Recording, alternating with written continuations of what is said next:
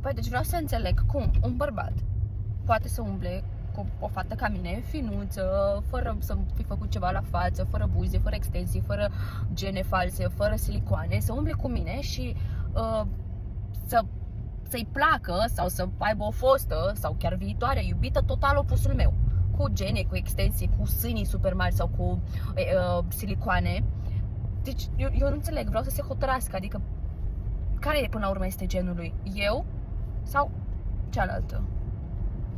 Și îmbrăcate vulgar. Deci eu tot timpul mă îmbrac foarte așa mai decent. Mai classy. Și mă scuzați, aici am mâncat eu nu pot să mănânc normal bine. Nu pot să înțeleg cum poate să iasă și cu mine și cu o fată genul pițipoancă. Adică nu zic nimic rău despre fetele astea, dar nu înțeleg că e o discrepanță foarte mare.